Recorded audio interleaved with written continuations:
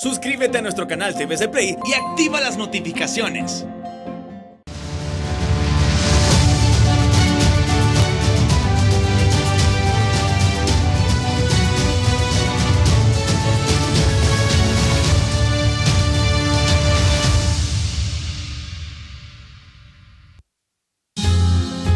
Bienvenidos a Foros HRN-TSI.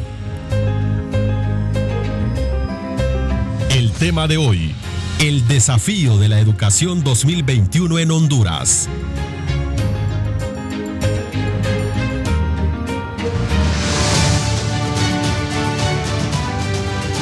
Buen día, qué gusto estar de nuevo con ustedes, con nuestros oyentes y televidentes en este nuevo espacio que abrimos aquí en HRN y TSI para hablar de un tema que será el tema que estará en estos primeros meses en el tintero.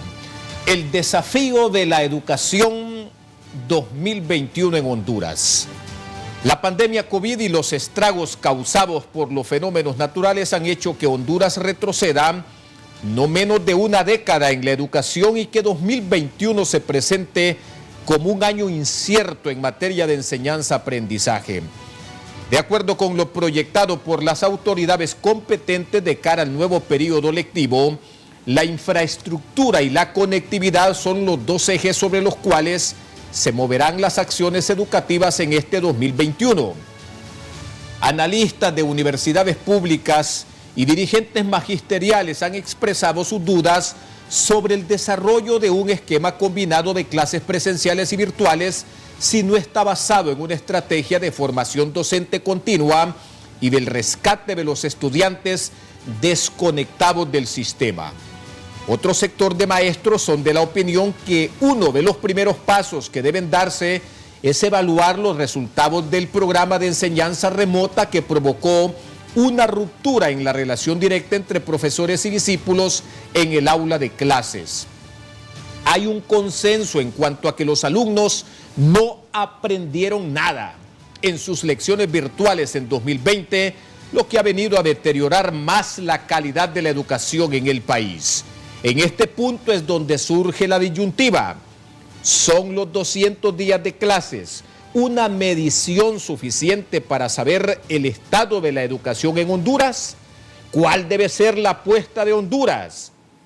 ¿Conectar a los niños a los modelos virtuales o garantizar que estos asimilen los contenidos y aprendan de verdad, pero de verdad, para convertir la educación en el pilar del desarrollo del país? Esto es lo que propone hoy el foro. Y saludos ya de inmediato a mi querida Jackie Redondo. ¿Qué tal, Jackie? Buen día, es un gusto estar nuevamente con usted y también felicidades a todas las mujeres hondureñas, mujeres luchadoras. Hoy se conmemora el Día de la Mujer Hondureña y también hoy iniciamos nuestro primer programa de 2021 con un tema que preocupa mucho, como lo es el desafío de la educación. Vamos de inmediato a darle un saludo a nuestros panelistas para darles la bienvenida. En primera instancia a Hermes Aldubín Díaz, él es el rector de la Universidad Pedagógica Nacional Francisco Morazán. Bienvenido.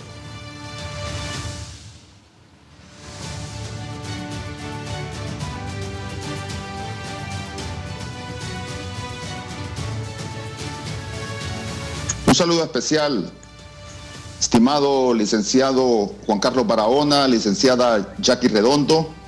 Agradecerles por la invitación a este foro educativo que voy a compartir con los panelistas aquí presentes y conversaremos sobre los desafíos que tiene la educación para nuestro país en este año 2021 y aprovechar la oportunidad también para felicitar a todas las mujeres hondureñas.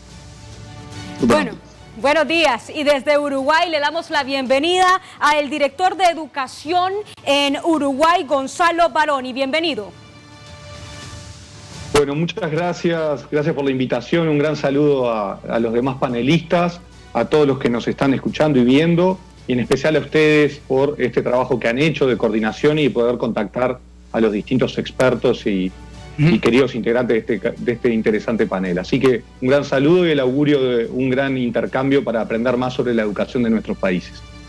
También saludamos al representante de la Fundación Hondureña de Estudios para el Desarrollo, Alden Rivera. Bienvenido. Sí, muchas gracias. Quisiera agradecer a HRN y TSI por la invitación a participar en este importante foro, en donde estaremos tratando un tema verdaderamente relevante para el país en este momento.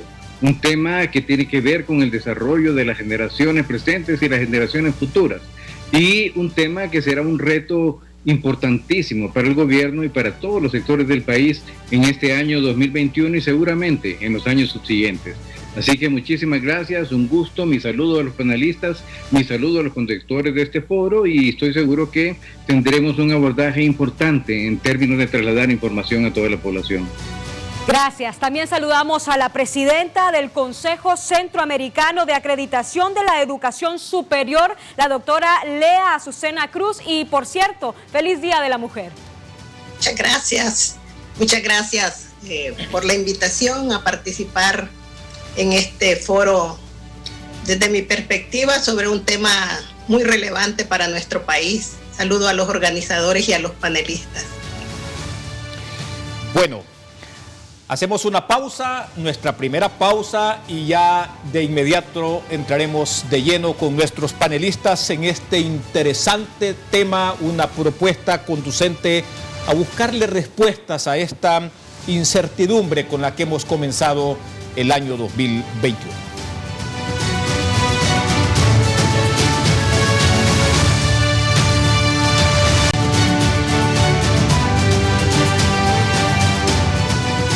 Existen muchas dudas por parte de los padres de familia del año lectivo en educación para este 2021. Pasamos un 2020 con clases en línea. A continuación, desde foros HRN, TSI, les mostramos algunas de estas inquietudes. Mire, la verdad es que este año va a estar muy crítico, porque esta pandemia ha venido a perjudicar la situación. Imagínense que este año, bueno, en lo personal, por ejemplo, los míos son 4 hijos en el colegio y estamos sin trabajo. Y lo que estamos pensando, que lo que usted decía, esto va a ser virtual. ¿Qué quiere decir eso? Que tenemos que invertir en el internet. ¿Y a dónde lo vamos a sacar? Dios nos ayude con esta situación difícil, de verdad, porque estamos sin trabajo.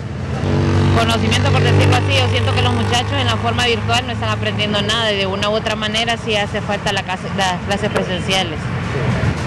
No es lo mismo, porque los hijos en la casa no es lo mismo, no aprenden lo mismo así.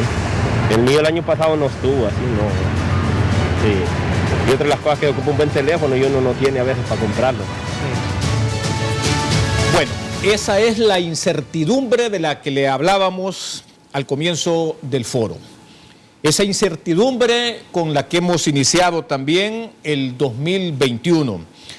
Yo quiero comenzar por preguntarle al doctor Hermes Saldubín Díaz, rector de la Universidad Pedagógica Nacional Francisco Morazán, si más allá de esta incertidumbre o de este debate también en el que estamos imbuidos sobre si estamos o no listos para volver a las clases presenciales o para seguir en línea, debe ser en todo caso, doctor Díaz, el primer y gran reto luchar por, encima de esta incertidumbre, volver a corto plazo, a cortísimo plazo a las aulas físicas.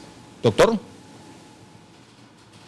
Bueno, este es un punto de debate que los especialistas, principalmente las autoridades sanitarias, han indicado que las condiciones que tenemos como país no son favorables para permanecer, digamos, en poblaciones que vayan más allá de 10 personas. Es decir, ahorita en el mes de enero hemos llegado a un nivel de contagio muy alto y yo considero que, si bien es cierto, todos aspiramos a regresar a nuestra forma habitual de trabajar, especialmente en educación, porque la pandemia, cuando llegó, nos obligó a llevar la escuela a casa, y eso en el caso de nuestro país no ha sido nada favorable por las condiciones que ya todos conocemos, especialmente lo que tiene que ver con la conectividad, la capacidad que tienen los hogares para poder sostener, digamos, ciertos presupuestos de inversión para compra de computadoras, celulares móviles, y de otra parte también la capacitación de los profesores. Es decir, los profesores se formaron para realizar trabajo de manera presencial y no virtual, y eso ha ocasionado también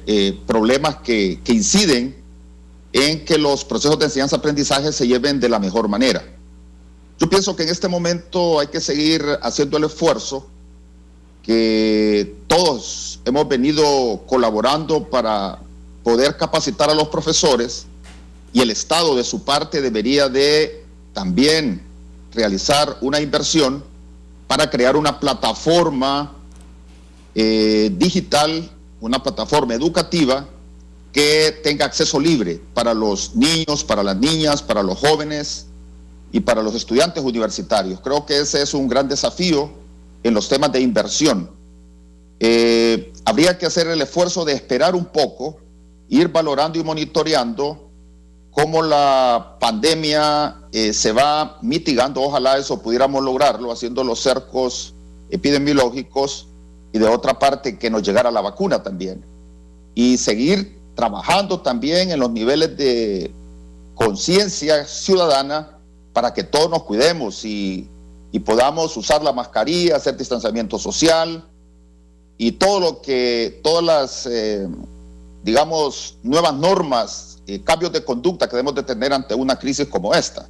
El día de ayer yo escuchaba una noticia de la sociedad alemana donde los niños, por su condición de alto nivel de inmunidad que tienen, en la mayoría de los casos, ellos no sufren lo que sufren las personas adultas con el caso de la enfermedad, y por lo tanto son potenciales para poder contagiar. Es decir, un niño que va a la escuela, se contagia y regresa al hogar con sus padres, eso sería un alto nivel de contagio. Por lo tanto, yo pienso que, con todo el respeto que las autoridades educativas se merecen, habrá que dar un alto por ahora y esperar, digamos, el mes de marzo, ojalá ya la vacuna esté, y que podamos ir generando un plan de primera fase de regreso a las aulas escolares. Muy bien.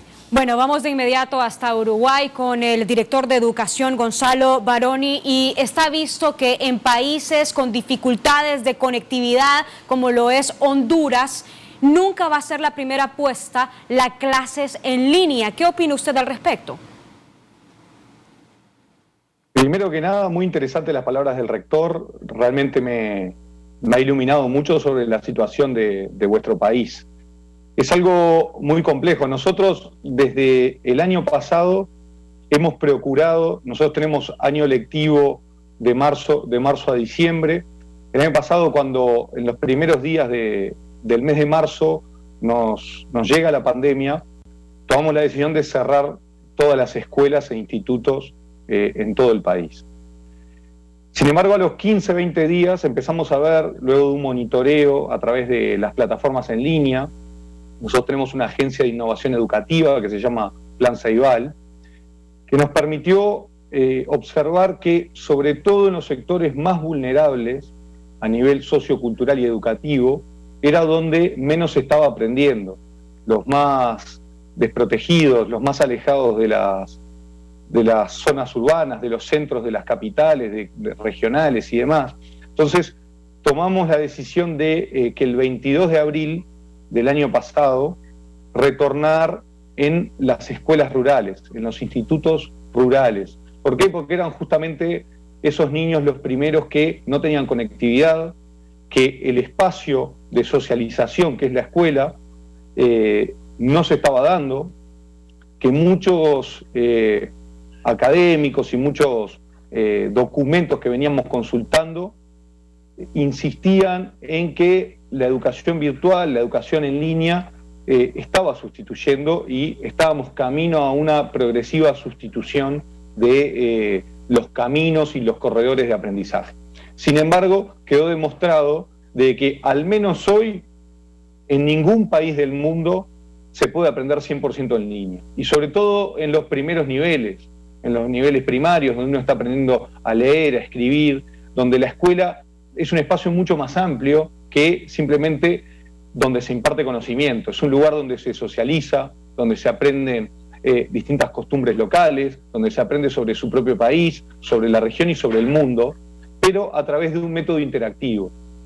Además, muchos de estos académicos y documentos que insistían pre-pandemia en el trabajo en línea, se perdían de pronto de vista un aspecto bien claro, que es que quizá todo se veía en un promedio, el promedio de los estratos medios, que tiene un espacio para sentarse en su casa y poder intercambiar, donde se puede concentrar, donde tiene un apoyo familiar que lo pueda colaborar con las tareas domiciliarias, que lo pueda colaborar con el incentivo, con el estar detrás de nuestros niños y niñas. Sin embargo, eso no es la realidad, no es la realidad de ninguno de nuestros países, no es la realidad ni del Uruguay ni de Honduras, y me animaría a decir que es de gran parte de los países del mundo. Es muy difícil que, sobre todo en los estratos más bajos, en los quintiles más desfavorecidos, se tenga un espacio, haya determinados incentivos por los cambios de la matriz, de que gran parte de los padres, madres, abuelos, abuelas, que en general son los que se encargan de los cuidados, estén presentes cotidianamente. Generalmente lo que termina sucediendo es que están todo el día trabajando, están atendiendo a otros hermanos, están atendiendo las tareas de la casa, están realizando distintas actividades, e inclusive, lo que también sucede, porque hay saltos generacionales, muchos de esos familiares no tienen las herramientas necesarias para acompañar pedagógicamente a estos niños. Así que hay que tener cuidado, y en esta primera reflexión hay que tener cuidado muchas veces de cargar a la herramienta. No hay que matar a la herramienta, sino todo lo contrario. Yo creo que hay que ir camino a algo interrelacionado entre lo virtual, lo presencial, pero, y como en otras intervenciones lo intercambiaremos, con una fuerte formación de nuestros educadores que no estaban acostumbrados a este proceso, que está claro que la modernidad de esta pandemia de la educación en línea los agarró muy desprevenidos, y como Estados tenemos que financiar fuertemente, como decía muy bien el rector, en plataformas, en formación en nuestros educadores y en complemento para que las familias puedan acceder a educación para todos. Muchas gracias. Gracias, doctor. Y seguramente, claro que sí, vamos a seguir intercambiando a lo largo de este programa más opiniones y puntos de vista sobre el tema. Don Alden Rivera, luego de finalizar su periplo diplomático ante el pueblo y gobierno de México, se integró a la Fundación Hondureña de Estudios para el Desarrollo, una estructura tripartidista, sí, que ha estado trabajando en un diagnóstico sobre esta realidad que tenemos en nuestro sistema educativo nacional. A partir de las primeras aproximaciones hacia este diagnóstico, don Alden, ¿con qué realidad se va a topar el año lectivo 2021? Muy buenos días, Juan Carlos. En realidad la pregunta, y creo que es una pregunta bastante relevante, creo que en primer lugar debemos destacar algo que ya había mencionado el rector.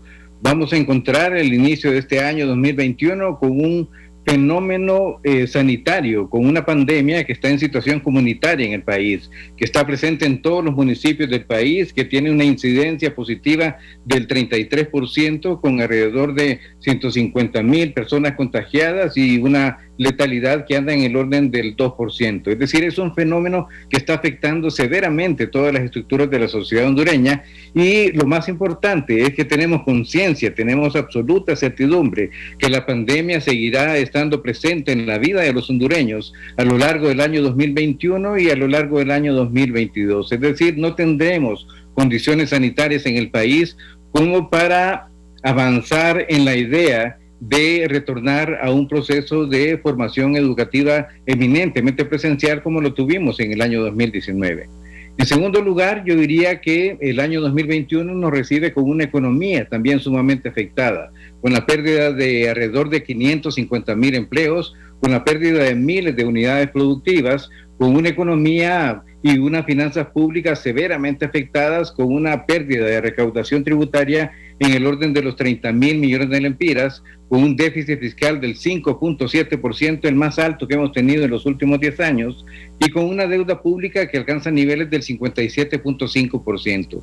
Es decir, es una situación económica muy complicada para el gobierno, que va a limitar las posibilidades de inversión pública, y con una situación económica limitada y afectada también para las familias hondureñas, que también es un obstáculo para que podamos avanzar con plenitud, con fortaleza en este proceso educativo a lo largo del año 2021. El año 2021 también nos recibe con un sistema educativo severamente afectado. En primer lugar, con alrededor de 300,000 niños que pasaron por un proceso de deserción, dadas las limitaciones y las brechas digitales presentes en el país, dada la imposibilidad de acceder a los modelos educativos que fueron implementados con fortaleza por la Secretaría de Educación, pero que no lograron llegar a miles de estudiantes a nivel nacional. 300,000 deserciones que deben llamarnos a una atención y a destacarlo probablemente como el elemento más importante en términos de búsqueda, de reto, reducir y mitigar el fenómeno de deserción en la población estudiantil hondureña. Nos recibe también con la interrupción del proceso de aprendizaje, con una pérdida de calidad educativa, identificando y profundizando las brechas de desigualdad entre diferentes estratos de la población hondureña, en donde las escuelas privadas que tienen los recursos suficientes para avanzar en un proceso educativo con conectividad, con plataformas tecnológicas, obviamente tiene condiciones que van a ser inalcanzables por sectores de la sociedad hondureña que están vinculados con el sistema público educativo y que no tienen acceso a Internet, que no tienen acceso a plataformas de conectividad. Eso ha profundizado las brechas de desigualdad y eso es algo muy peligroso, porque ya vivimos en un país en donde tenemos manifestaciones profundas de inequidad y de desigualdad, y este efecto de la pandemia y la brecha de desigualdad que profundiza las inequidades es un fenómeno que también debemos ponerle atención. Yo diría que también estamos enfrentando una situación en donde el trabajo infantil se ha visto incrementado en Honduras. Por el hecho de que no tenemos clases presenciales, por el hecho de que los niños están en la casa, por el hecho de que las familias han perdido capacidad adquisitiva, tienen menos ingresos y los niños de 12, 13, 15 años han sido incorporados al trabajo. Tenemos un incremento del trabajo infantil y eso es algo que debemos de plantear medidas para poder reducirlo y tratar de retornar a esos niños de manera permanente a la atención de su mayor preocupación, que debe ser la formación de sus capacidades para poder enfrentar la vida en el futuro. Y finalmente, creo que es importante destacar de que la pandemia ha producido y ha incidido en una situación de desarraigo y de desaliento frente al futuro del país. Y eso hace que los niños sientan que la educación o seguir estudiando no es una alternativa que les provea posibilidades de desarrollarse en el futuro. Si queremos una explicación para el fenómeno migratorio y si queremos explicarnos por qué ese fenómeno migratorio es tan intenso en la participación de jóvenes entre 15 y 17 años, pues la respuesta está aquí, en el desaliento y el desarraigo con el país, en el desaliento con las posibilidades de que puedan tener un desarrollo en el futuro, fundamentado ese desarrollo en su formación como personas en el sistema educativo y en la formación y posibilidades de desarrollo que le ofrece el país. Y pensando un poco más en el largo plazo, yo diría que la afectación del sistema educativo pone en perspectiva la posibilidad de tener una reducción en el tamaño y en la calidad del capital humano que Honduras tendrá en el futuro, y por eso debemos plantear y realizar todos los planteamientos necesarios para atender estas debilidades, para atender las condiciones bajo las cuales estamos iniciando el año 2021 y poner en perspectiva la posibilidad de desarrollar un ejercicio de innovación educativa, de transformación, de cambio, que estimule la participación de los estudiantes, que ataque el fenómeno de deserción escolar y que nos ponga en la perspectiva de que el desarrollo esté íntimamente vinculado con la educación, que la educación sea parte integral de un modelo de desarrollo económico y social para el país en el año 2021 o iniciando en el año 2021, pero proyectándose seguramente hasta el año 2025 y hasta el año 2030.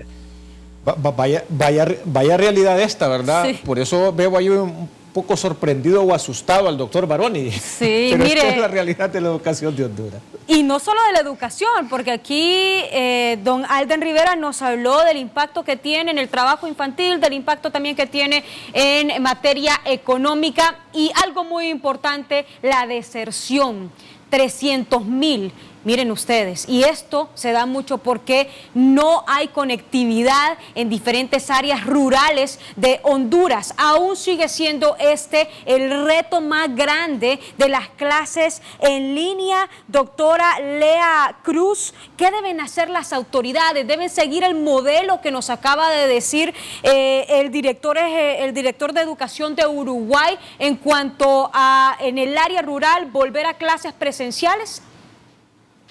Bueno, en realidad en este momento no hay una decisión tomada en la situación de cómo va a ser el retorno a las escuelas, si retornar bajo el esquema de la educación a distancia, llamo yo, porque haciendo un repaso de qué es lo que ha sucedido producto de la conmoción que se generó en marzo del año pasado, donde alrededor de 1.500.000 estudiantes y 63 millones de docentes se desescolarizaron. Esas son las cifras que reporta la UNESCO en alrededor de 194 países, ¿verdad? Entonces, a nosotros los hondureños y a las autoridades educativas les correspondió identificar una forma urgente de cómo atender esa emergencia, cómo atender la educación bajo esa emergencia.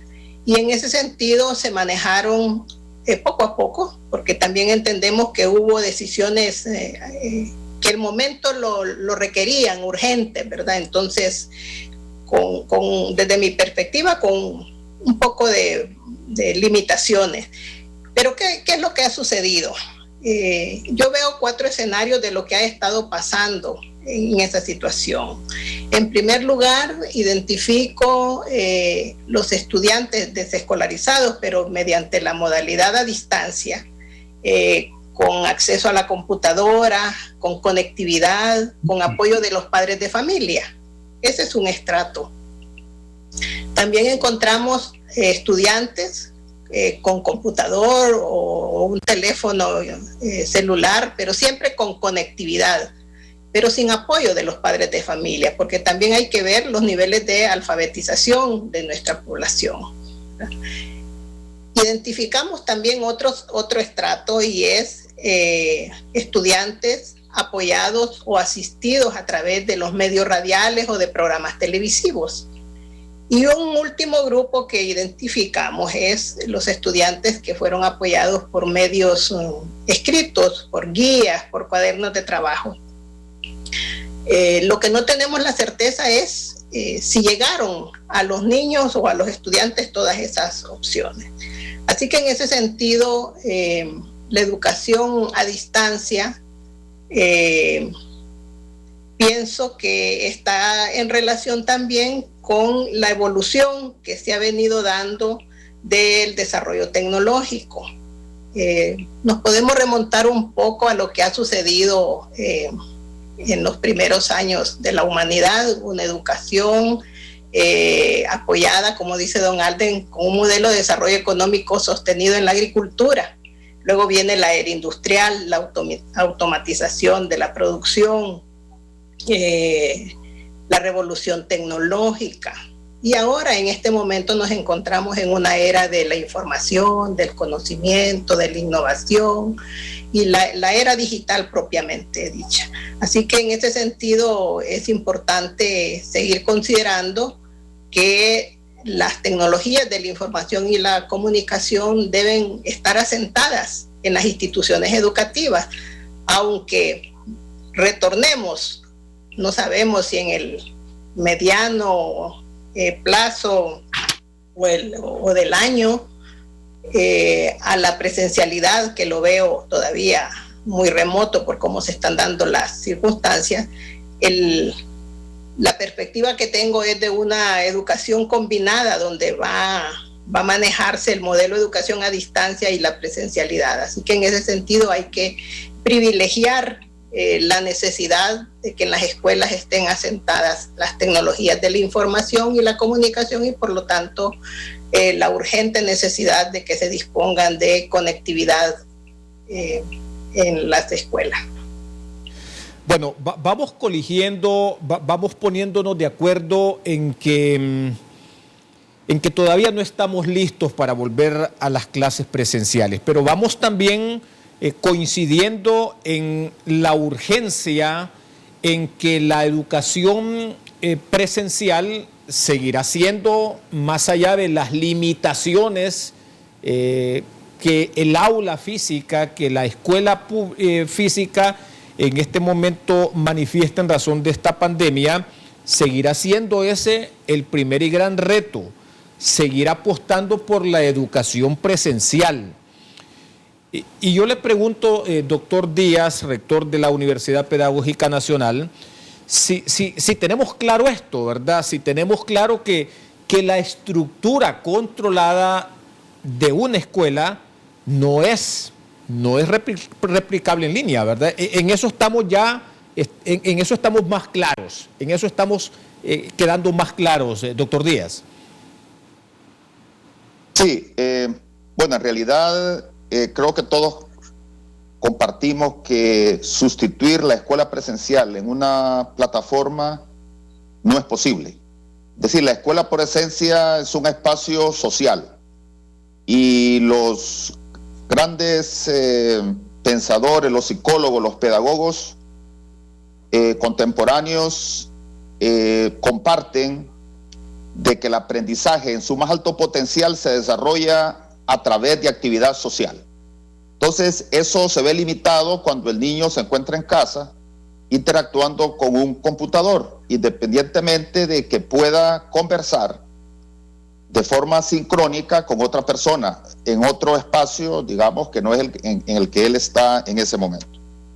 Entonces, creo que los niños y las niñas están resintiendo el hecho de no estar con sus amigos en la escuela. Fíjense que bien, no están extrañando los procesos que la escuela misma produce, en los procesos de enseñanza-aprendizaje, sino el hecho de poder compartir con sus pares, es decir, con sus otros compañeros de aula. Pero hay algo también que hay que mencionar, que también los niños dicen, cuando fueron consultados, esto lo pude leer en un documento de la UNESCO, que les preguntaban a los niños qué es lo que más les gustaba de este tiempo, y lo que ellos decían era poder estar con sus padres. Entonces, ahí hay una serie de cuestiones que habrá que analizar, y pienso que nosotros en Honduras debemos de trabajar, como decía la profesora Lea, en fortalecer un proceso educativo en la modalidad híbrida, es decir, combinando la educación presencial y también el trabajo a través de las plataformas digitales. Pero para ello ya mis colegas han mencionado que se necesita invertir por parte del Estado en la infraestructura digital, pero también tener una política clara sobre los procesos que hay que seguir para fortalecer el sistema educativo nacional. Yo pienso que fuera de toda la crisis es un momento de oportunidades, es un cambio de época, y el hecho de que regresemos a la presencialidad, no hay que olvidarnos del potencial que tienen las tecnologías de la información para fortalecer los procesos de enseñanza-aprendizaje. Es decir, que los medios digitales nos permiten poder acceder a una serie de bases de datos, a una serie de bibliotecas nacionales, bibliotecas internacionales, que eso sería muy favorable para que los niños tengan esa oportunidad de poder fortalecer la lectura de poder investigar y desarrollar la ciencia básica. Creo que además es una oportunidad también, como decía el señor Alden, de proponer un nuevo proyecto educativo que nos permita innovar lo que ya tenemos y ponerlo en perspectiva con las aspiraciones que tenemos como sociedad para tener un país más competitivo, con una educación de alta calidad y que eso nos permita poder avanzar. De otra parte, creo que también hay que pensar en el estado emocional que se encuentran los educadores de nuestro país. Eso no hay que dejarlo de lado. Es decir, regresar a clases no va a ser tan fácil. Creo que va a ser un poco más difícil que el hecho de haber abandonado la escuela, porque las condiciones en las que vamos a regresar no son las mismas cuando interrumpimos los procesos de enseñanza presencial. Hay un estado emocional que la pandemia misma lo ha ido provocando, en estados emocionales muy complejos, dados por la crisis sanitaria, pero también por la crisis económica. Hay que recordar que en nuestro país, antes de la pandemia, ya veníamos resintiendo el hecho de que la economía nacional no era tan favorable para los hogares hondureños, y hoy esto se ha hecho más acentuado. Así que las condiciones bajo las cuales los niños van a regresar a la escuela no las veo yo tan óptimas, y por lo tanto el Estado tendrá que apostar también que si no regresamos en este tiempo, habrá que garantizar también el alimento de los niños. Fíjense que muchos niños su principal alimento lo tenían en la escuela, y ahora que las escuelas están cerradas, ellos no están teniendo una opción de poder nutrirse, y esto también ha sido un gran problema en nuestro país, donde un alto porcentaje de la niñez, su nivel de nutrición no es el adecuado para poder estar, digamos, en condiciones favorables para poder aprender. Creo que esto hay que ponerle también mucha atención, y por lo tanto habrá que hacer todo el esfuerzo de ver la forma y buscar esos mecanismos que nos permitan que los niños, las niñas tengan, a pesar de que estén en casa, puedan tener también acceso a la alimentación. Así es. De otra parte, hay otro tipo de variables que también inciden, doctor, y es el hecho de que la capacitación docente tampoco hay que dejarla de lado. Un amplio enfoque el que nos ha dado, ya vamos a seguirlo abordando. Les recordamos el tiempo que tiene cada panelista para contestar. Vamos de inmediato hasta Uruguay y vamos a consultarle a Gonzalo Baroni. ¿Existirán parámetros que nos ayuden a establecer en qué porcentaje está retrocediendo el aprendizaje de las personas que en estos momentos no tienen conectividad en sus hogares? Primero que nada, me gustaría caracterizar lo que es la educación en línea, porque como ustedes muy bien hacían en el informe inicial, muchas familias, muchos padres y madres están reclamando de que no aprendieron nada, de que no pudieron avanzar, de que no se pudieron conectar. Yo creo que la educación en línea es muy variada. Es muy variada porque los países lo han abordado de una manera muy diferente, por inversiones previas, por trabajo acumulado de mucho tiempo, e inclusive por las distintas contrataciones. No es lo mismo tener una clase a través de una plataforma que puede estar ampliamente extendida, como es el Zoom o como es Google Meets o cualquiera de las que podamos encontrar, o tenerlo bajo una plataforma educativa que debidamente pueda hacer un seguimiento de nuestros estudiantes. Eso, en primer lugar, vale aclararlo, porque cuando muchas familias pueden llegar a decir no aprendieron nada, lo que estamos, insisto, y vuelvo a mi primera intervención, podemos estar atacando lo que es la educación en línea, que la educación en línea vino para quedarse, la educación en línea vino para compartir con las aulas, con la presencialidad, vino para estar ayudando y colaborando con el educador. Por lo tanto, educación en línea no es solamente impartir conocimientos a través de una videollamada, una videoconferencia, sino es hacer un seguimiento a nuestros estudiantes. ¿Para qué?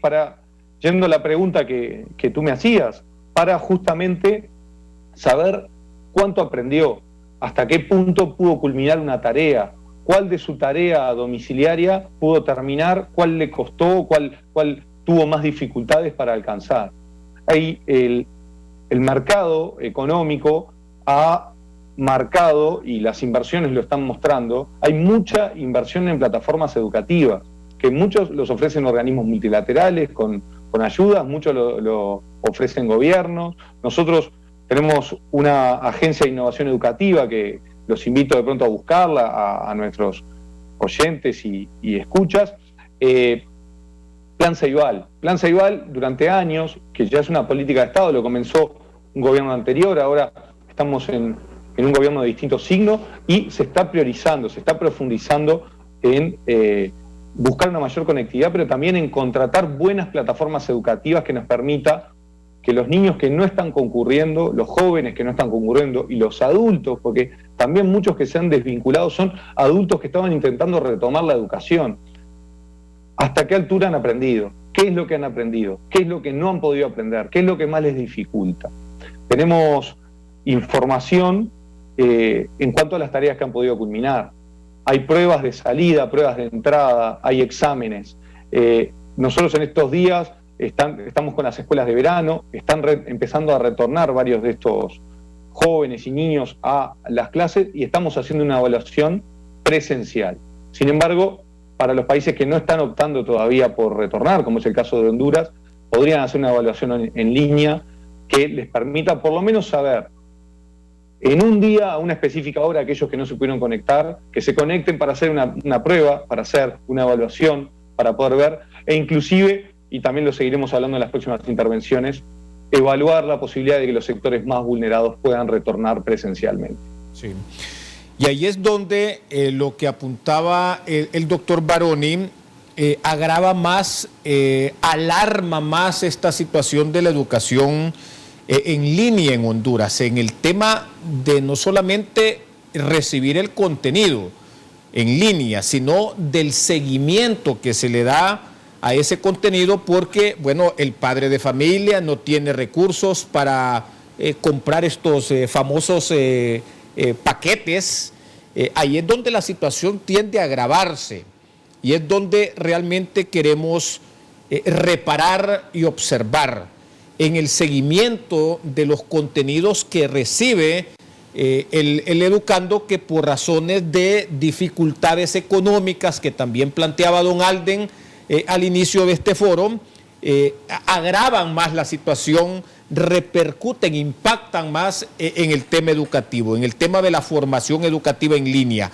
Ahora, a partir de estos primeros diagnósticos, licenciado Rivera, ¿qué falencias estructurales agravaron más, empeoraron más las condiciones infraestructurales y al mismo tiempo también pedagógicas? ¿Qué resultados o qué han detectado a partir de estos primeros diagnósticos que ha hecho la Fundación Hondureña de Estudios para el Desarrollo? Sí, Juan Carlos, hemos estado en un proceso permanente de diagnóstico de la situación en el país en diferentes ámbitos. Estamos analizando el ámbito de las finanzas públicas, el ámbito de la seguridad alimentaria, el ámbito de la salud, de la educación, el tema de la energía. Es decir, hemos estado durante los últimos meses estudiando toda la situación del país como resultado del impacto de la pandemia. Y en materia educativa, lo que podemos decir es de que el país ya venía sufriendo una serie de problemas estructurales, y yo quisiera mencionar algunos datos que me parecen reveladores de esa situación que venimos arrastrando desde hace varias décadas. En primer lugar, el tema de matrícula.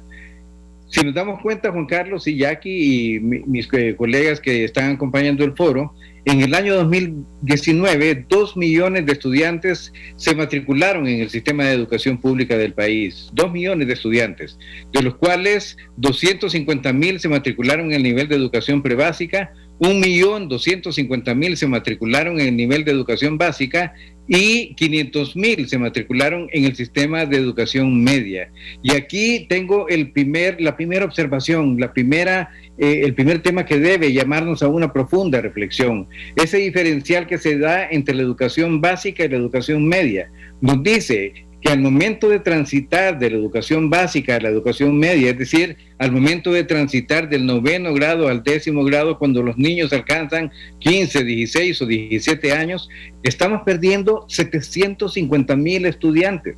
Es decir, se están conformando y por diferentes razones de carácter cultural, por diferentes razones de carácter social en el país, los niños hondureños se están quedando en el nivel de educación básica, están llegando hasta el 9º grado y no están ascendiendo a la educación media. 750,000 estudiantes es el diferencial entre la educación básica y la educación media, y eso obviamente es una señal inequívoca de los problemas de carácter estructural que vive la educación en el país en este momento. Y eso nos lleva también a hacer un análisis de la cobertura de educación, que es un tema que ha sido afectado por la pandemia. En términos de cobertura, la población o los niños en edad escolar prebásica, es decir, los niños que tienen edad para atender la educación prebásica, únicamente son atendidos en un 26%. Es decir, solamente los niños un 26%, de los niños que tienen la edad para entrar al sistema educativo en el nivel prebásico atienden esa educación. Mejor un poco en el nivel de educación básica, 77% de la población en edad escolar para educación básica atiende la educación en ese nivel educativo, pero de nuevo, cuando llegamos al nivel de educación media, que son los jóvenes entre 15, 17, 18 años, la cobertura de educación baja a un 45%. ¿Qué nos dicen esos números? Y es importante que nos revelen esos números la situación que está viviendo el país. Nos dicen que 55% de la población que debería estar atendiendo la educación media, que son jóvenes entre 15 y 17 años, no lo están haciendo. 55% de los jóvenes entre 15 y 17 años en Honduras no estudian, no están acudiendo a un centro de formación educativa.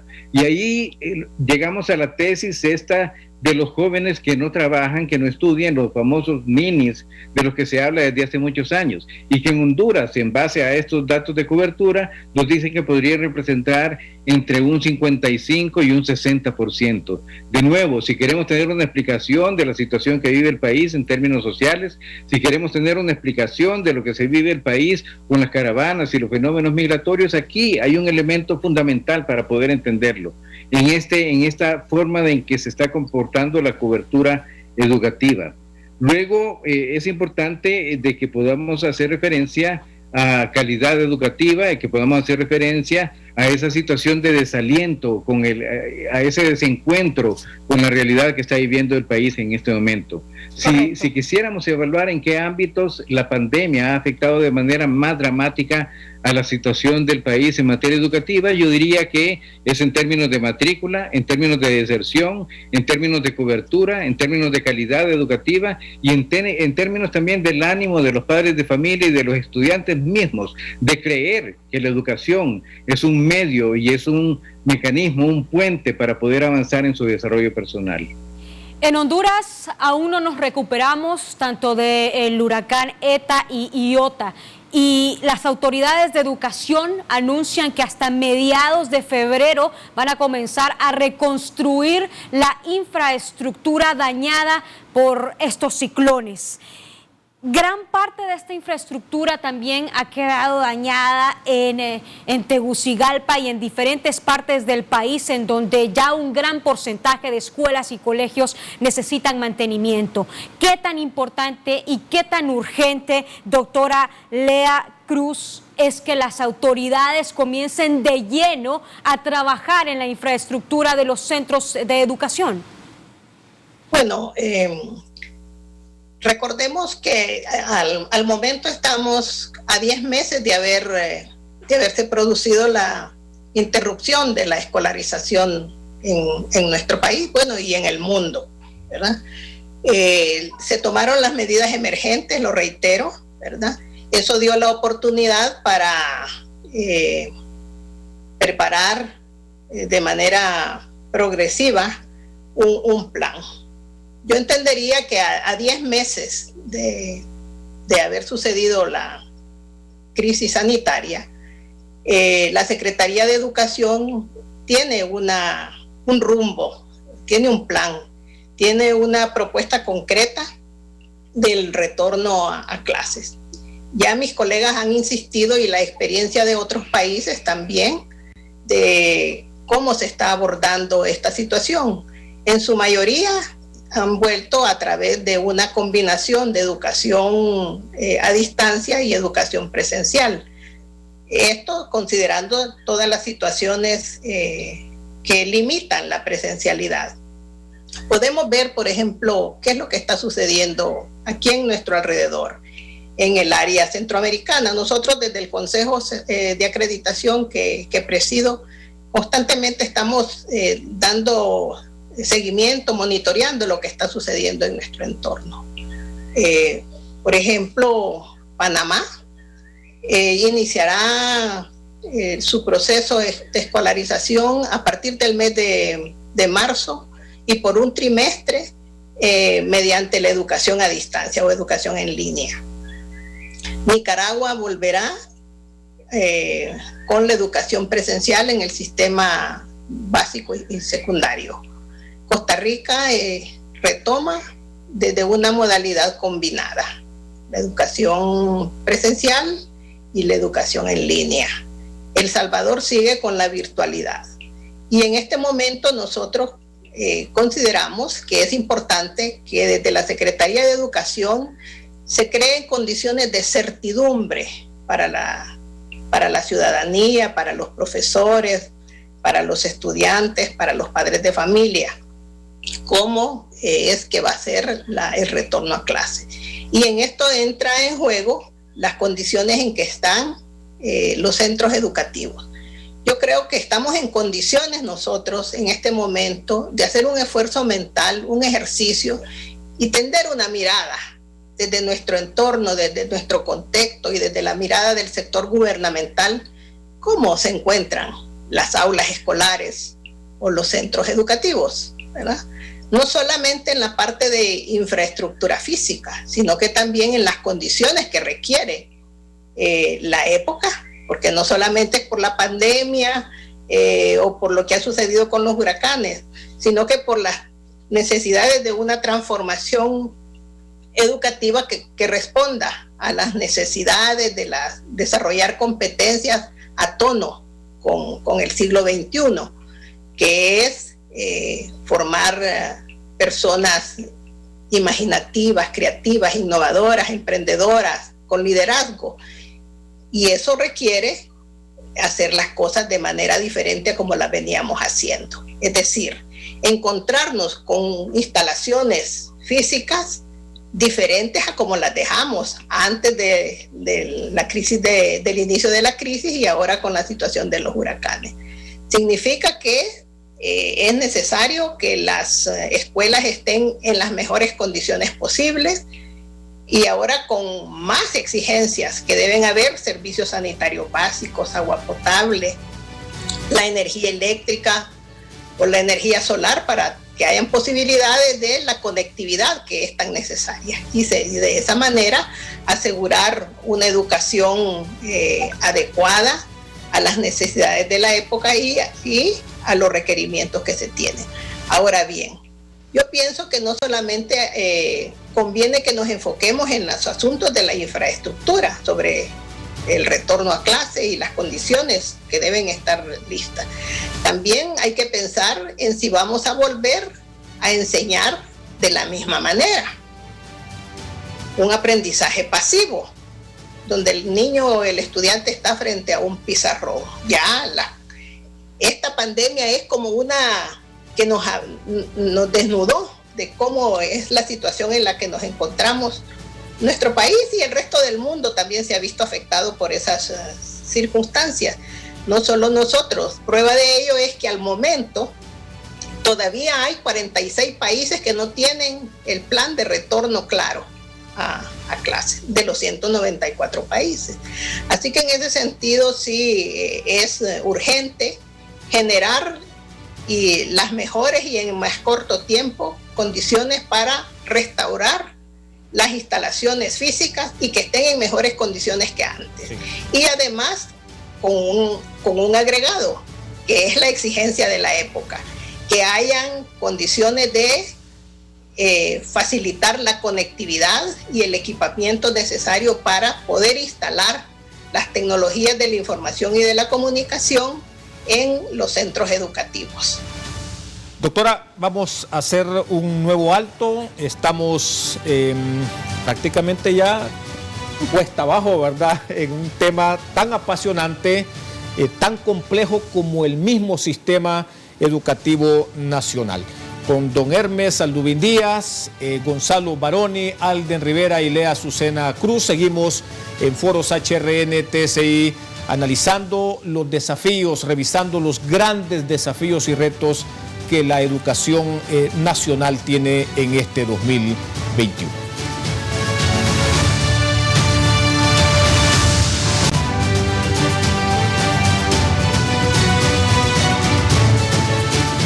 Seguimos en directo, como le gusta decir, nos gusta decir a los periodistas, en vivo y en directo, ¿verdad?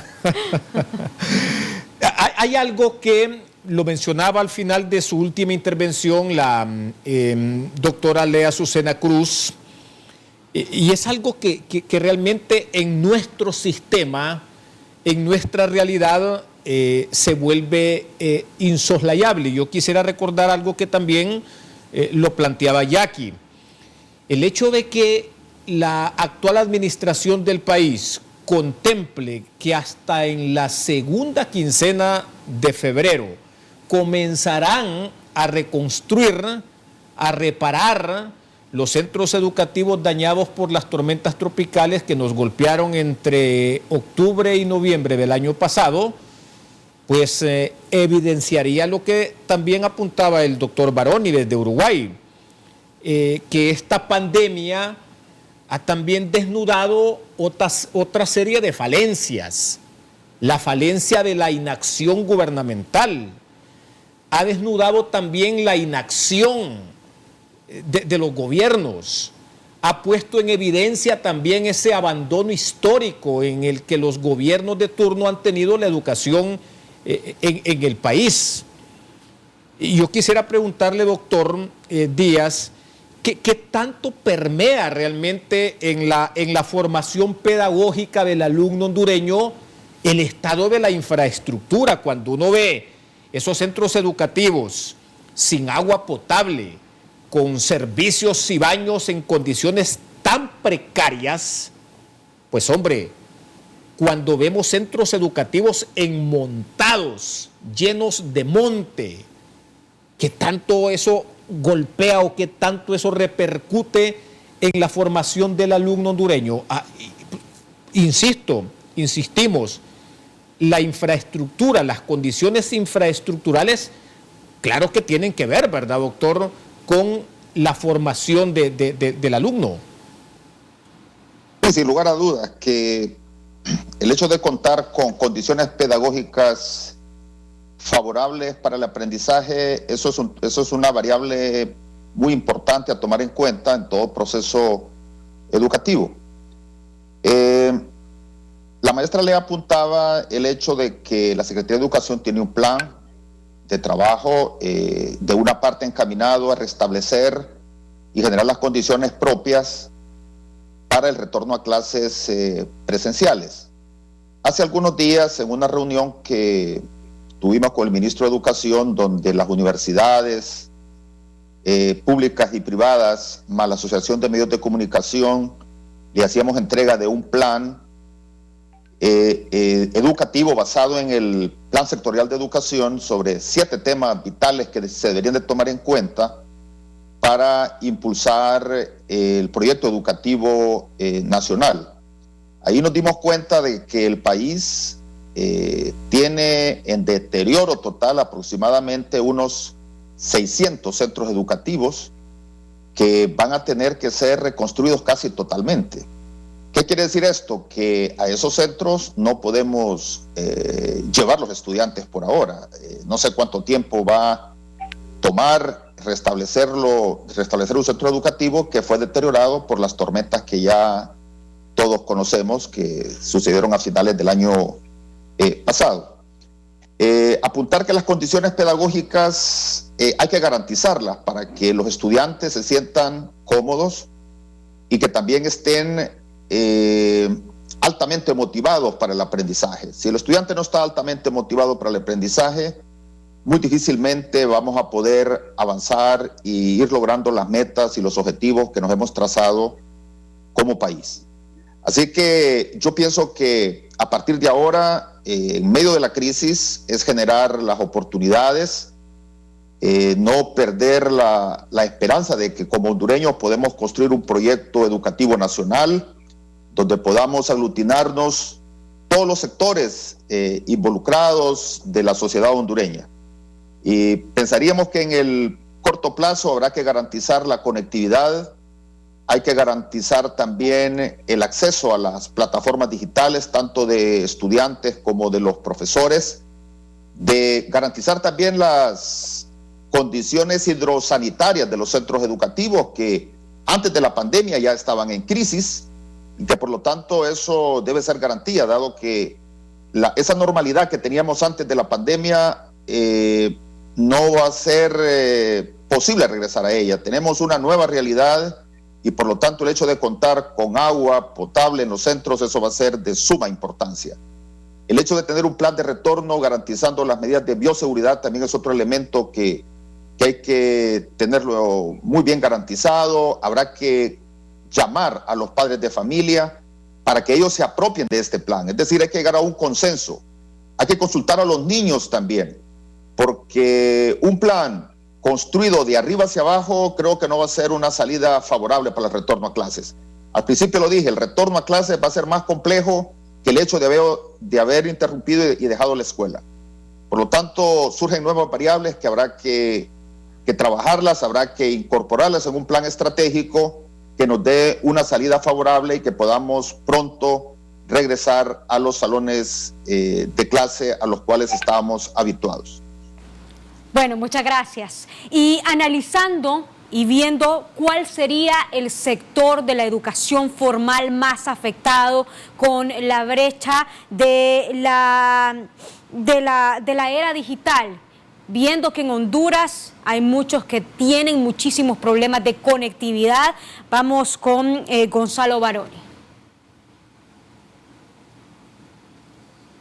Los sectores más afectados han sido, por lo menos en los datos que nosotros manejamos, los del sector primario, los del sector, el nivel inicial, donde uno comienza a socializar, donde uno comienza a escribir, a leer, a desarrollar el pensamiento lógico, a poder interactuar, el poder estar dentro de una sociedad de una manera adecuada, de una manera que, por lo menos, nuestras sociedades han optado como lo más normal. Eso es lo que hemos encontrado. Sin embargo, en los adolescentes, que también están en un proceso difícil para la pedagogía, donde también están desarrollando sus sentimientos, sus procesos, sus aspectos socializantes, hemos encontrado una fuerte desvinculación por falta de interés, por rebeldía. Esto es una pandemia que ha afectado a los jóvenes de una manera muy transversal, aunque de una manera distinta. Lo que se ha perdido también es la atención a la diversidad, la atención a los niños que tienen dificultades de aprendizaje, los niños que manejan e incorporan el conocimiento de una manera distinta, a velocidades diferentes, de forma diferente. Así como nos podemos horrorizar por las brechas que se han generado, la brecha digital que ya existía, porque los que más han sido beneficiados son los quintiles más altos, la gente que tiene un mayor recurso, por esto que les decía, porque en sus casas tienen un mayor apoyo, porque hay un capital social más fuerte, porque tienen mayor conectividad, porque tienen desde una computadora hasta un celular que les permitió estar conectados, pero también por herramientas, por incentivos. Nosotros tenemos que volver a lograr tener a la educación como faro de desarrollo, como posibilidad de que los niños puedan seguir avanzando. En tema de infraestructura también sucede lo mismo. Así como los niños necesitan incentivos, el Estado, el país, las comunidades necesitan determinados incentivos, porque si no hay presencialidad, ¿cómo vamos a invertir desde los gobiernos en poder reformar institutos que se han destruido o institutos que están desactualizados? Es muy difícil porque siempre hay urgencias y el dinero es finito y los estados tienen que salir a apagar incendios en todo momento. Entonces, yo creo, y parece que estoy incentivando de más, pero la presencialidad es imprescindible. La presencialidad mediada con la virtualidad, de pronto días, de pronto con espacios, de pronto con una mayor formación a nuestros educadores, formación permanente. En algún momento uno de los panelistas nombraba sobre el bienestar de nuestros educadores. Nuestros educadores están saturados, están en el momento de decir, ¿hasta cuándo? No va más. ¿Cuándo llega la vacuna? Quiero pasar adelante para poder abrazar a los niños, estar con ellos. Así que también no olvidemos que el bienestar de ellos, el apoyo psicológico, el apoyo de equipos auxiliares, en esa infraestructura que no solamente se edilicia, sino de todo el sistema educativo en su conjunto. Sí. Bueno, definitivamente, el licenciado Juan Carlos, en Uruguay se ha hablado de la presencialidad en casi todo este conversatorio y queremos saber cómo han retornado a clases, cómo lo han hecho con menos número de alumnos. Háblenos un poco para poder ver de qué manera nosotros también pues podemos seguir buenos modelos. En primer lugar, lo que hay que tener claro es que un protocolo se sostiene más en un espacio público debidamente arreglado como es una escuela, como es una institución, como es un instituto educativo. En nuestras casas, en espacios sociales, en lugares de encuentro familiar, bueno, ahora que tuvimos recientemente las fiestas, la mayoría de los contagios son intrafamiliares. Eso es un dato de la salud a nivel internacional, que la gente se contagia intrafamiliarmente. Por lo tanto, el retornar a clases con un protocolo bien claro, nosotros elaboramos un protocolo que, bueno, ante mayores incertidumbres el año pasado, ahora hemos despejado algunas y hemos avanzado, pero los niños no son los que contagian.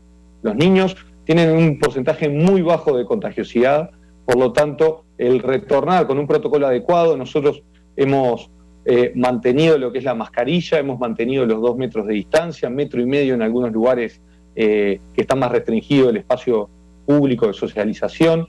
Hemos mantenido también lo que se llaman las burbujas o los clústeres, que los distintos grupos de clase en el espacio recreativo, en el baño y demás, no interactúen. ¿Por qué? Porque si el día de mañana sucede que un profesor o un niño se contagia, solamente esa clase, solamente ese grupo es el que se cuarentena, no todo el instituto, no todos los docentes, no todo el espacio educativo. El poder tenerlo abierto nos ha permitido que al comienzo de la jornada, mediante determinadas medidas, ya sea desde la toma de temperatura, el hacer un pequeño llamado de atención también a nuestros educadores, que tengan claro cuáles son algunos de los síntomas. Los niños también son muy asintomáticos, por lo tanto es difícil, pero en caso de que suceda que una familia informe que ha tenido contacto o tiene algún familiar con un caso positivo, rápidamente le informe a los directores de los institutos para poder tomar las medidas correspondientes.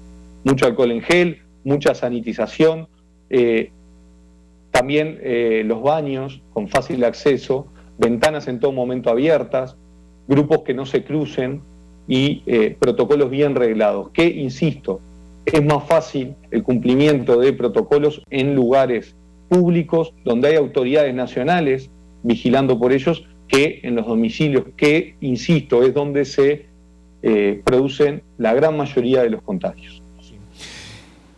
¿En qué sector, yo insisto en el tema de los primeros diagnósticos que la Fundación Hondureña de Estudios para el Desarrollo ha estado haciendo, don Alden, ¿en qué sector han evidenciado o se evidencian las peores condiciones? Ojo que digo las peores, ¿verdad? Porque aquí estamos hablando de un sistema educativo público y en general prácticamente en condiciones muy precarias, operando y funcionando en condiciones muy precarias.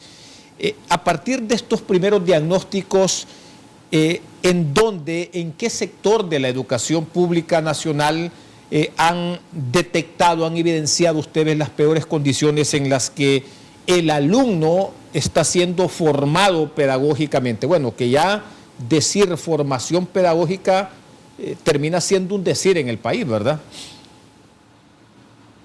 Sí, Juan Carlos, en efecto, hemos analizado el tema de cuál es la situación del sistema educativo y en dónde tenemos fortalezas, en dónde tenemos debilidades. Y llegamos a la conclusión que las diferencias de carácter territorial, las diferencias en el territorio son bastante grandes. Es decir, no es lo mismo la educación en el departamento de Francisco Morazán que la educación en el departamento de La Empira, en Copán, en Ocotepec, en Santa Bárbara o en Islas de la Bahía, donde tenemos realidades completamente diferentes. En función de eso y para tratar de identificar lo que usted mencionaba, en dónde están las mayores debilidades del sistema educativo, hemos identificado una metodología que está dando resultados extraordinarios en Colombia en este momento, que se llama Escuela Extendida. Escuela Extendida es una metodología que procura hacer la identificación de todas las debilidades, las fortalezas del sistema educativo en un territorio particular, haciendo uso del análisis de dos variables, población y territorio. Es decir, se trata de profundizar en el diagnóstico de las condiciones del territorio y se trata también de profundizar en las condiciones de la población que está ubicada en ese territorio. Luego se hace una convocatoria amplia a todos los sectores de la sociedad, estando conscientes de que la educación necesita la participación de todos esos sectores. La educación no es una responsabilidad única del gobierno de la República. La educación no es única responsabilidad de los docentes. La educación necesita la participación de todos los actores. Así que con esta metodología de escuela extendida se hace una convocatoria amplia de todos los sectores de la sociedad hondureña bajo ese esquema en donde se hace un diagnóstico profundo del territorio, se hace un diagnóstico profundo de la población y luego llegamos a establecer una especie de FODA en donde identificamos las fortalezas del sistema educativo en esa región, en ese territorio, las debilidades que tiene el sistema educativo, cuáles son sus oportunidades y cuáles son sus amenazas. Y en función de ese resultado, de ese FODA, en donde profundizamos en el conocimiento de toda la situación en determinado espacio territorial, hacemos la formulación de algo que llamamos un ecosistema de innovación educativa. Es decir, logramos identificar con claridad cuál es la forma de educación que ese ámbito territorial con esas características demográficas necesita para poder avanzar, para poder exponenciar las capacidades formativas de todos los niños y de todos los estudiantes, para poder tener la oportunidad de desarrollar en ellos capacidades que les puedan fortalecer para enfrentar su futuro. Y en ese sentido avanzamos también en un tema que ha sido promovido por la UNICEF y ha sido promovido por una serie de organismos internacionales que tiene que ver con las capacidades y las habilidades del siglo XXI. Es decir, qué tipo de connotación deben tener los estudiantes al momento de formarse y al momento de terminar su proceso formativo. Y ahí no solamente se trata de capacitar, de educar, de darles conocimiento, se trata de crear ciudadanos con elementos de creatividad. Se trata de crear y formar ciudadanos que crean y tengan fortalezas en el tema de innovación, en el tema de pensamiento crítico, en la comunicación, en la colaboración, en la ética, la responsabilidad y el civismo.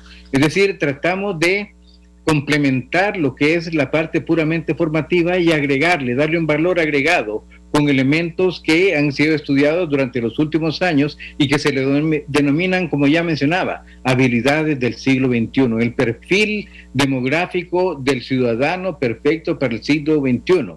Un ciudadano creativo, un ciudadano innovador, un ciudadano que cree en la colaboración y el trabajo en el equipo, un ciudadano que necesita habilidades de comunicación, que necesita también tener profundidad de arraigo en los temas de civismo, de responsabilidad, de ética y de cultura de servicio.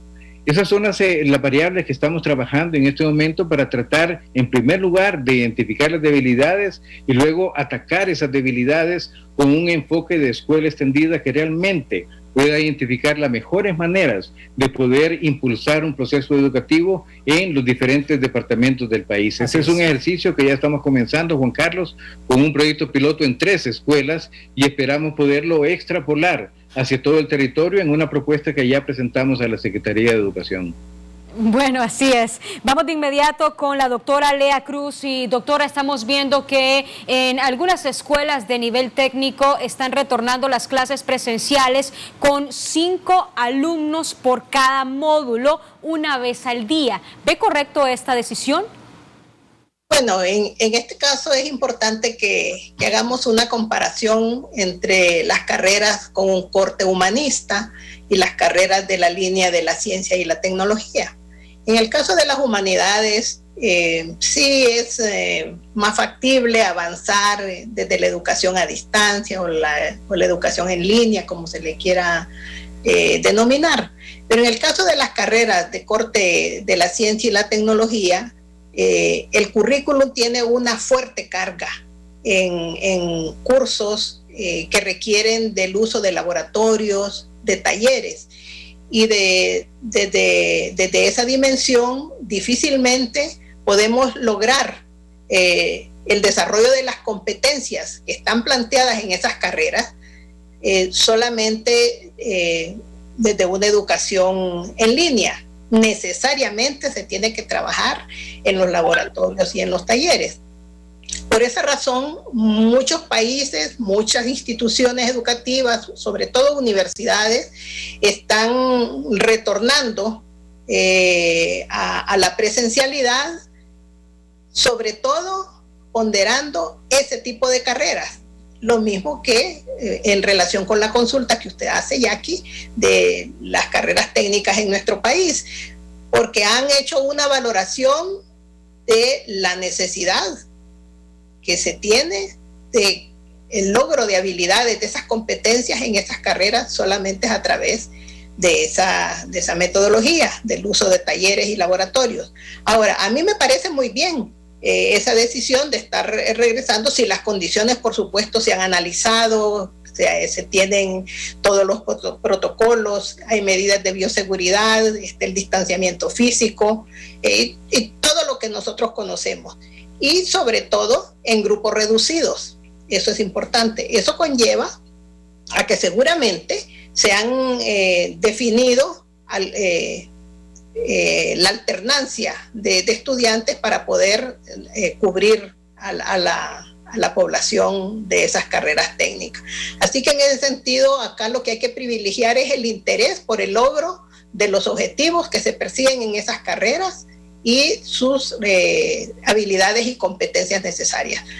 Yo veo bien y pienso que hacia allí también se estarán moviendo las ideas, las decisiones que se van a tomar también en las universidades, ¿verdad? Que requieren el uso de laboratorios y de talleres para ir acercándonos a una presencialidad de manera organizada, sistemática, en grupos pequeños y con algunos escalonamientos. Última pausa y al retorno volveremos ya con conclusiones y la última participación de nuestros panelistas.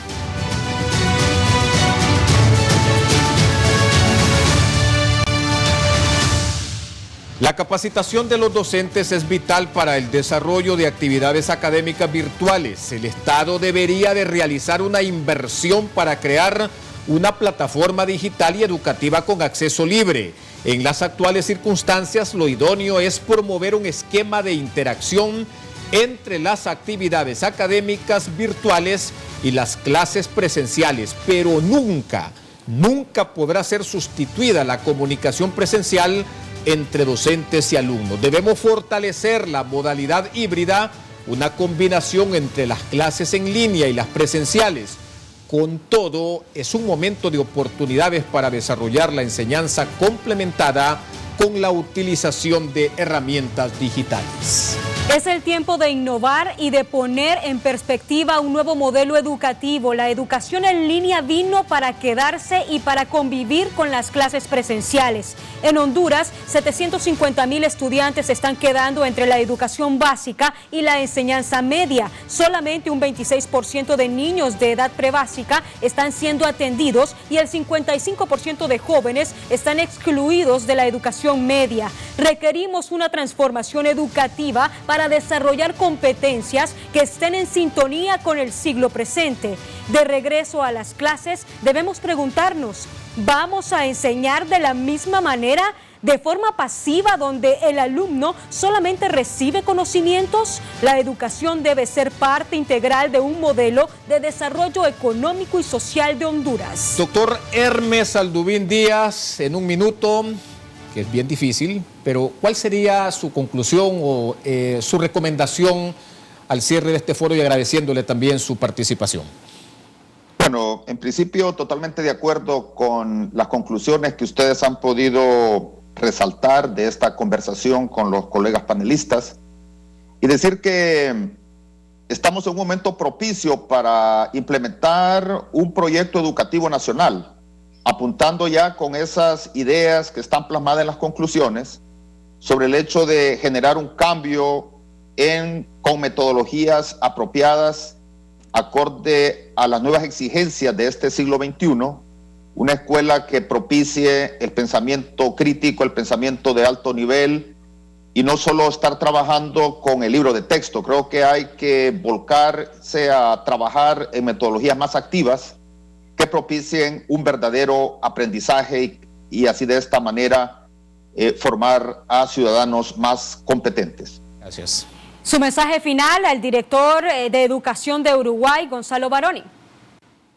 Bueno, muchas gracias por este intercambio. Difícil resumir en un minuto, pero yo apuntaría a cambios fuertes a nivel de formación docente, en la formación inicial, el poder permitir nuevas habilidades, tanto tecnológicas, lingüísticas, habilidades socioemocionales incorporadas en su currícula inicial, en las universidades pedagógicas, en los institutos de formación inicial.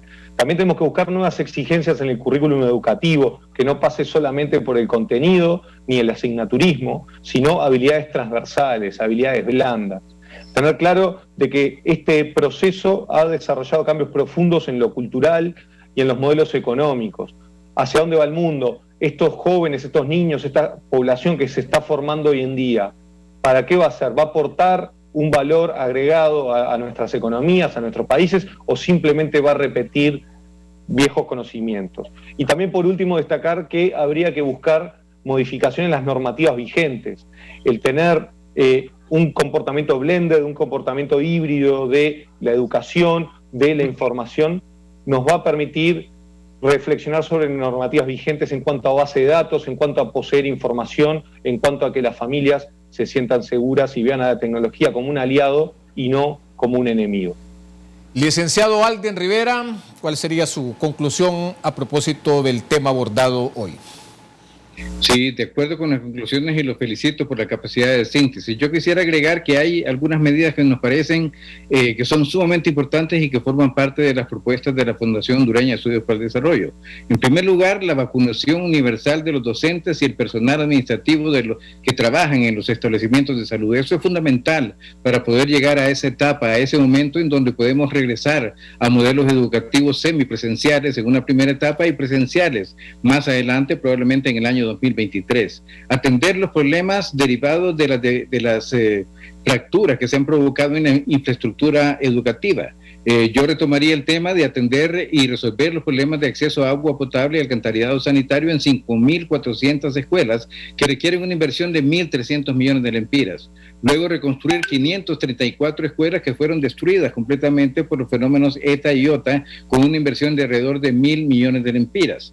Por otro lado, avanzar en los protocolos de bioseguridad y contar con todo el equipo de protección personal para que en el momento de reactivar esos modelos híbridos, pues tengamos condiciones adecuadas sanitarias para evitar condiciones de contagio. Y finalmente, avanzar en reducir la brecha digital.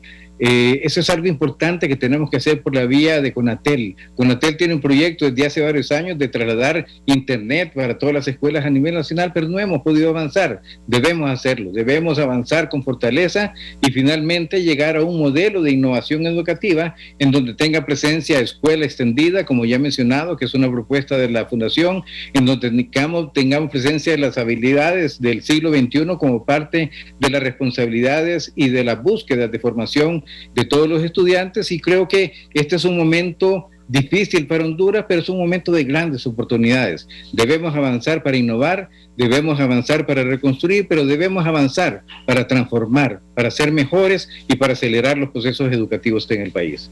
Doctora Lea Cruz, su último mensaje. Bueno, coincido con lo que mis colegas del foro han abordado, con las conclusiones que ustedes han recogido.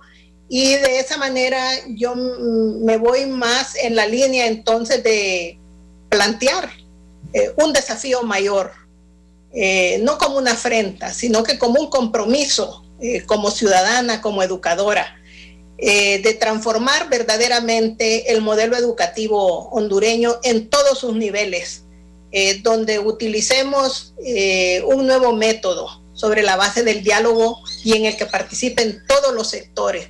De esa manera vamos a poder nosotros contribuir a reducir la brecha económica, la brecha de género, la brecha digital de la que hablaba recientemente don Alden, y poder garantizar mejores condiciones de vida a nuestros compatriotas.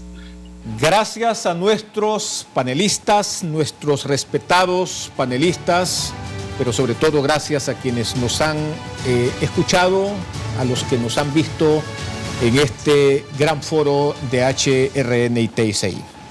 Hasta la próxima, será Jackie. Hasta la próxima con un importante tema. Bendiciones.